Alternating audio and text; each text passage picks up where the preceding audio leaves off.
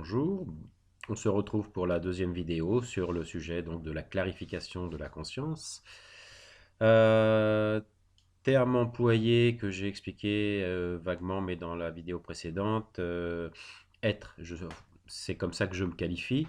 Il me fallait usiter un terme, il fallait que j'utilise un terme.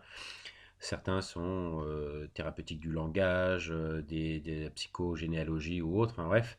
Et moi, j'ai choisi le terme clarificateur de conscience, comme j'avais expliqué, euh, parce qu'il y a des termes qui pourraient peut-être correspondre, mais qu'on n'a pas trop le droit d'utiliser quand on n'a pas le niveau d'études, certains, etc., etc. Moi, je ne veux pas rentrer là-dedans. Ces études, à mon avis, n'ont pas grande importance. Et voilà, donc je fais cette deuxième vidéo et on va commencer par un sujet pour ceux que ça motive. C'est un sujet d'actualité, c'est la survie. On arrive à une période pardon, dite apocalyptique. Ça fait rire certains, ça en fait sourire d'autres, et c'est aussi pour certains un sujet très sérieux. Je pense qu'il y a monsieur, entre autres, monsieur Pablo Servigne, je trouve, en parle très bien. Voilà, d'une façon générale, c'est plutôt, je trouve, un sujet intéressant hein, et ça regroupe pas mal de, de choses, de sujets, mais au fond, qui peuvent tout ramener à la spiritualité, puisque pour moi, c'est le sujet de base, c'est ça, c'est comment sortir de nos souffrances, comment comprendre ce qui se passe. Alors, je fais rentrer ce sujet, pardon, parce qu'il est d'actualité et que beaucoup se posent des questions. Voilà. Alors pour ceux qui ont des questions à poser avant que j'en discute, bah, vous pouvez mettre à vos claviers. Euh, Ce que j'ai pu remarquer, euh, j'ai remarqué qu'il y avait quand même beaucoup dans certains cas, et je le comprends pour les jeunes, de paranoïa. C'est normal hein, quand on a 20 ans et qu'on sait que tout va s'écrouler et que bah, ça va être un petit peu la fin et que ça risque d'être plus chaud que notre embourgeoisement actuel, c'est sûr que, oui, un certain embourgeoisement actuel, je dirais, c'est sûr que ça peut faire peur. Voilà, donc je crois que je vais commencer à aborder le sujet par, au fond, les différents types de fonctionnement, déjà ce qu'on appelle les survivalistes. Alors moi, je me suis posé la question, j'étais sur le net, hein, comme tout le monde, et puis j'ai vu toutes les méthodes, me suis posé des questions et d'ailleurs j'attends même des réponses, hein, si certains peuvent m'aiguiller, me dire là où je me trompe, là où peut-être des choses que je n'ai pas vues. Je pensais à ces survivalistes, pour certains, alors c'est très intéressant, hein, leur technique, faire du feu, avoir un bunker, y mettre tout ce qu'il faut dedans pour se protéger soi-même et puis sa famille, sa petite famille. Avec des moyens plus ou moins grands, hein, évidemment. Vous n'êtes pas le milliardaire qui a acheté des îles dans le Pacifique et qui est protégé par des gardes du corps avec des vedettes, des armes de guerre et tout. Donc vous n'êtes pas dans ce genre de bunker. Moi je parle parce que cela, ça c'est une autre histoire. Puis c'est pas le sujet qui m'intéresse particulièrement. Quoique, il peut être intéressant. Mais c'est plutôt les gens du peuple, hein, la majorité. Que va-t-il se passer hein Qu'est-ce qui va se passer quand ça va arriver? Alors arriver, il peut y avoir plusieurs facteurs, on va dire, hein. Il peut y avoir, pour ceux qui s'intéressent, aussi étudier l'effet domino, mais il y a plusieurs facteurs qui vont rentrer en ligne de compte. Personnellement, celui qui me motive le plus, peut-être c'est celui j'ai le plus recherché et qui ne m'étonnerait pas du tout, c'est le phénomène pétrole. Parce qu'il n'y a pas de mystère sur les pics pétroliers. Ce que je constate, c'est qu'il semblera en tout cas que ça dégringole très sérieusement. On risque d'avoir un krach boursier, ça fait très peur aussi hein, pour beaucoup. Euh, Tout va s'écrouler. Alors qu'est-ce qu'on va faire les uns avec les autres? Moi, c'est ce qui me motive, hein. Pas tellement au niveau matériel, c'est intéressant, mais je mettrai un accent sur le côté qu'est-ce qu'on va faire ensemble. Alors certains me disent, bah, moi je vais me tirer au fond des bois, et puis voilà. Alors c'est vrai, je sais pas ce que vous en pensez, mais se tirer au fond des bois seul, quand on est un vrai warrior, oh j'aime pas utiliser les mots en anglais, mais là je me fais une petite folie, hein, quand on est un vrai guerrier, on va dire en français, euh, un jihad, hein, et qu'on apprend la survie, ça peut être intéressant. Pourquoi pas? Et puis bon, on risque pas de se faire voler tout ce qu'on a. Mais bon, à mon avis, ça concernera très, très, très, très peu de gens. Parce que d'une façon générale, il faut dire que si on est seul en pleine forêt, en montagne ou autre, seul, on est mort. On va tenir 15 jours, 3 semaines, un mois, et alors? Voilà. Mais seul, on est mort. Quand on ne sait pas vraiment la survie, ce que c'est, quoi, avec ses moyens de s'en sortir, franchement, il n'y a qu'ensemble qu'on peut y arriver. Alors évidemment, ça demandera de l'organisation. Voilà, je posais aussi la question, enfin je me posais la question et je pose la question. J'ai pas compris du tout pour les survivalistes.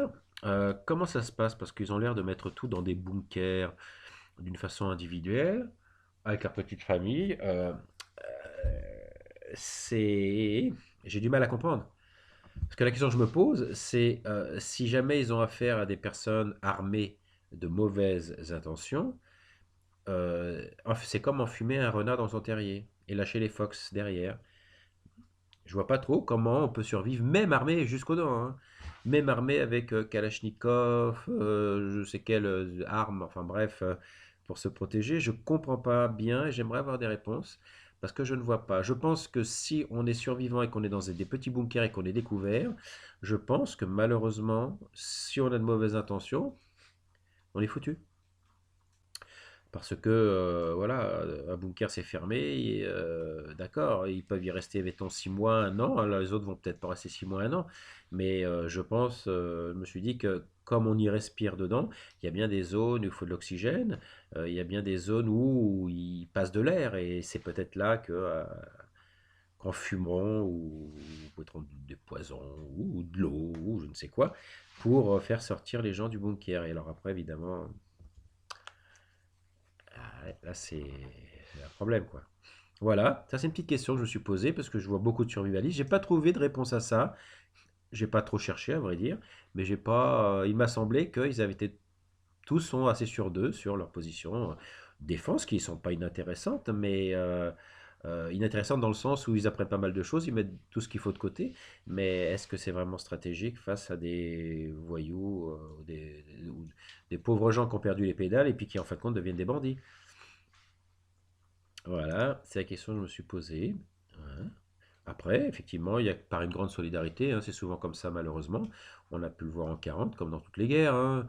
Vous avez une solidarité parce que les gens ont peur, alors on va essayer de s'unir. Et c'est ce qui est à mon avis de mieux.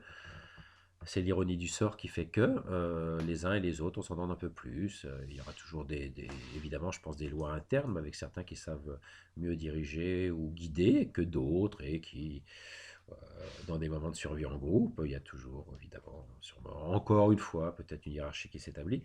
Mais je pense que si on veut survivre, c'est un petit peu en groupe quand ça va arriver.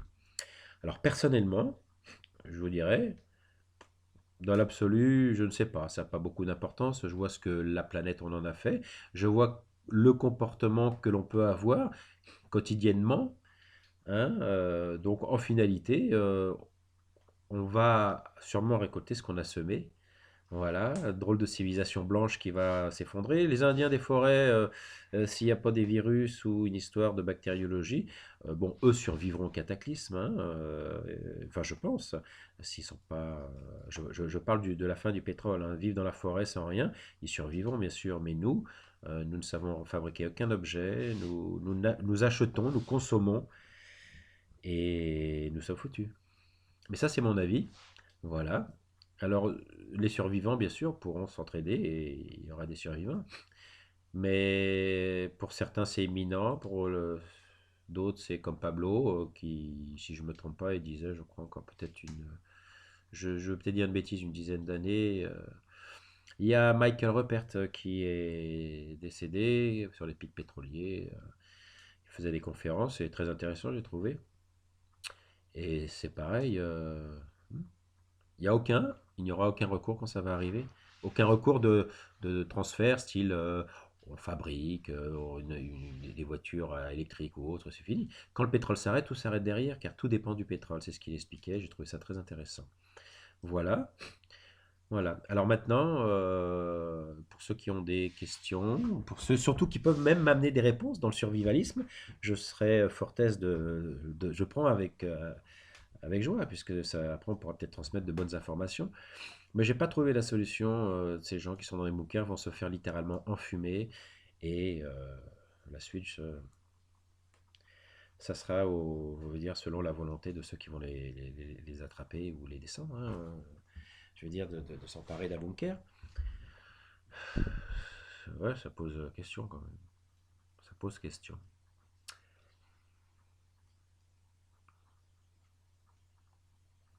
Voilà.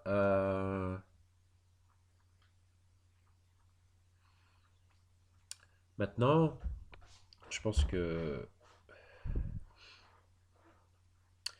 on est vraiment très très mal barré, et qu'il nous reste, heureusement, pour ceux qui ont le cœur, ceux qui ont de la joie et du cœur, qui ont gardé cette innocence un petit peu, ce côté enfantin et de la joie. Bah écoutez, on s'y adaptera, puis on fera avec.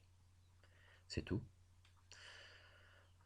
En ce qui concerne le prochain sujet, là, on va directement voir on va prendre le sujet des souffrances, comme j'avais dit dans la première vidéo.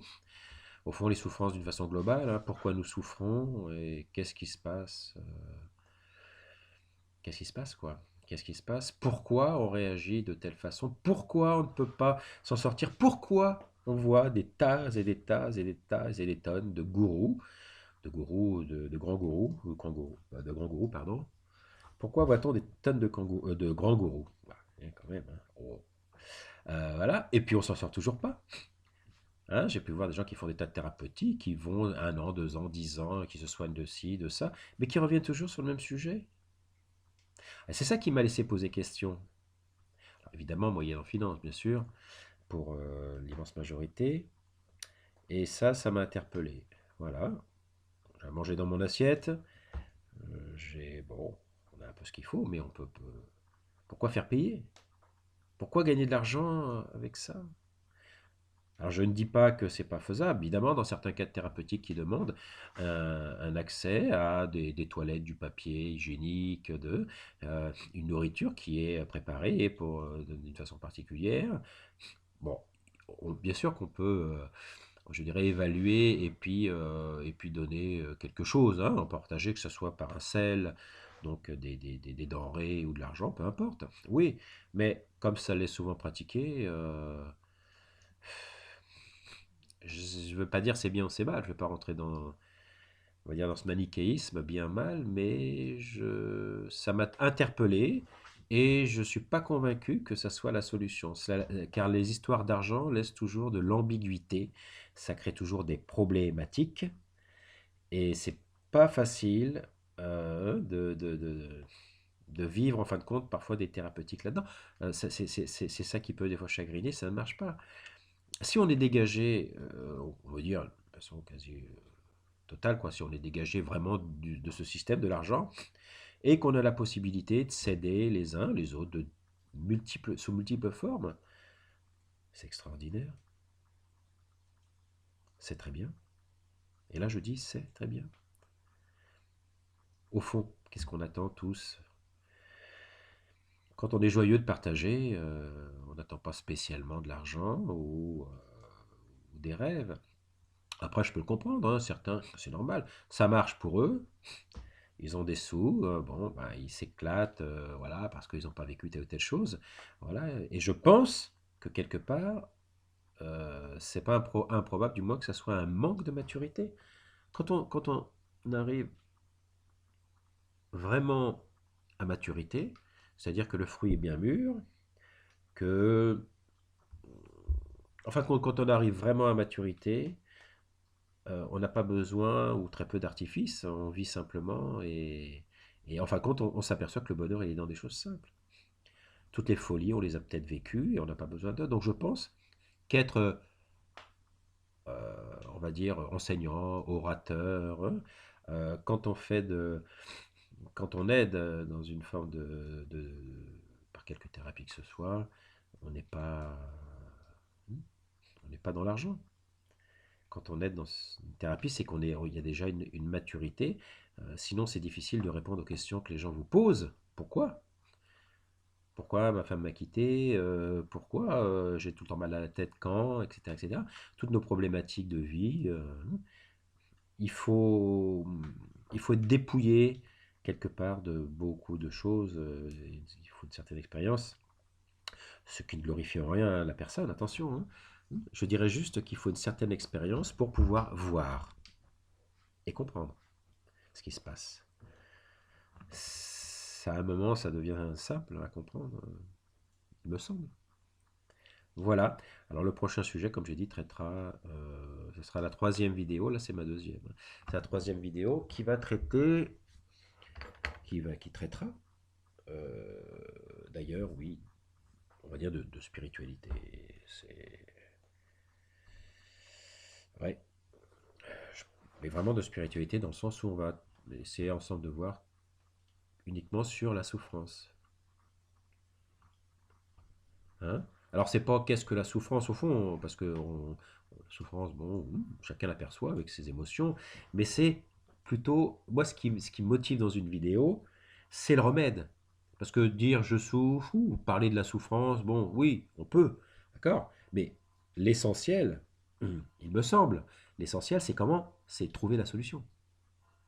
Déjà, c'est comprendre pourquoi on souffre, effectivement, parler, mais c'est justement, je souffre donc parce qu'il y a ça, parce que je réagis comme ceci, comme cela. Donc voilà, et donc à partir de ce moment-là, il faut une solution. Une solution. Bah, la solution, elle est dans le problème en fin de compte. Elle est parce que par exemple, vous êtes truffé d'orgueil, de vanité, de jalousie, etc. etc. Et cetera. Et c'est ça qu'on va essayer ensemble, pour ceux que ça intéresse du moins, de découvrir. Donc chacun avec évidemment sa problématique. Il n'y a, pas de, il y a jamais de réponse apportée, de conclusion tirée dans cette matière spirituelle. Chacun vient avec sa personne et on en discute et peut-être que ça éclairera certains. Et voilà. Mais dans une thérapie, on est mis au pied du mur. On est mis au pied du mur. Si on s'aperçoit de mauvaises choses, effectivement, on vous met en pleine face, hein. Le but du thérapeute, c'est pas de faire du mal, c'est juste de montrer ce que vous ne voulez pas voir. Vous n'êtes pas obligé d'accepter,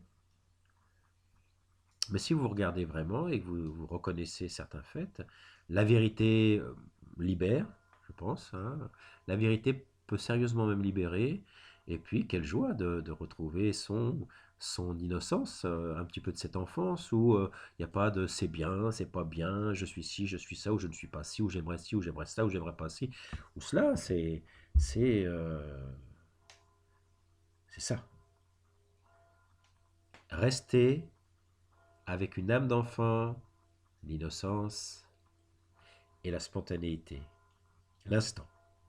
Si on comprend ça, je dirais pas que c'est extraordinaire peut-être, mais ça peut être ordinaire, mais on peut voyager d'une façon très agréable, dans le sens où on n'a pas le poids de toutes ces angoisses, toutes ces névroses. Voilà, ou beaucoup moins, parce que bon, plus du tout.